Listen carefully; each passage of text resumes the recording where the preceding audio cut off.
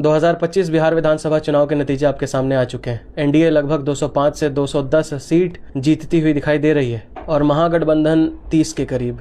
एक तरफा 90% मुसलमानों ने भाजपा गठबंधन को हराने के लिए महागठबंधन को वोट दिया। फिर भी पिछले 20 साल की तरह अगले 5 साल के लिए भी एनडीए ही सरकार बनाती हुई दिखाई दे रही है। इन सब चीजों के बीच में आपकी नजर एक दूसरे बात की तरफ ले जाना चाहता हूँ। आखिर तक मेरी बात सुनिएगा। आज के रिजल्ट को देखकर एक वाकया याद आया है। सुनिए, एक कौम थी कहीं पर। उस कौम का बादशाह जानबूझकर अपनी कौम पर जुल्म करता था, पर उसकी कौम जगती ही नहीं थी। बादशाह सोचता था जैसे मैं चाहता हूँ कर जाता हूँ, जो मन करता है वो जुल्म करता हूँ, ये उठते क्यों नहीं है। तो आम लोग जहाँ रहते थे वहाँ शहरों के दरवाजे हुआ करते थे। बादशाह ने कहा एक एक सिपाही हर दरवाजे पर खड़ा करो। जो आदमी शहर से बाहर निकले 20 जूते मारो और फिर जब अंदर दाखिल हो फिर मारो। बादशाह का ख्याल था कि ऐसे लोग जाग जाएंगे। ये किसी दिन मुझसे सामने आकर कहेंगे क्यों जूते मार रहे हो, क्यों यादव को 53 और मुसलमान को 15-17 टिकट दे रहे हो, क्यों कामरान का टिकट काट रहे हो, क्यों मशकूर का टिकट काट रहे हो, क्यों 2% वाले को डिप्टी सीएम बनाने का घोषणा कर रहे हो। बादशाह का ख्याल था कि कहीं जाग जाएं। 1 महीना सारी कौम ऐसे ही जूते खाकर आती जाती रही। फिर एक दिन अचानक से बादशाह के दरबार में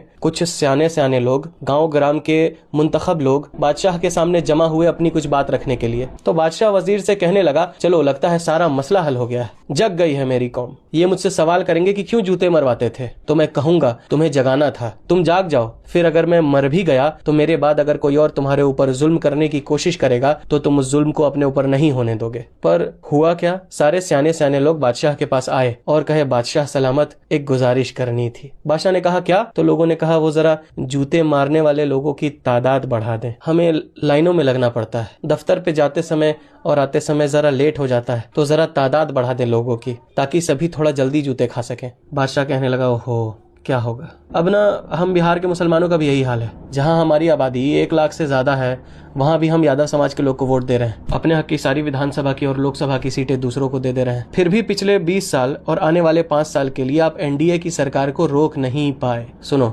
बुजदिल कौमें दुनिया में अपने आने वाली नस्लों को गुलाम बनाकर चली जाती है। सीतामढ़ी और शिवहर लोकसभा अंतर्गत 12 विधानसभा में 10 से 12 लाख मुसलमान हैं। 2020 में भी इन 12 विधानसभा में एक भी मुसलमान नहीं जीता था। साथ साथ 2025 में भी कोई मुसलमान जीतता हुआ दिखाई नहीं दे रहा है। और तो और मेरे अंदाजे से 2025 का बिहार विधानसभा चुनाव मुस्लिम समुदाय के लिए इतिहास का सबसे मुश्किल चुनाव साबित हुआ है। शायद 1947 के बाद अभी 2025 तक बिहार में सबसे कम मुस्लिम एमएलए दिखाई दे।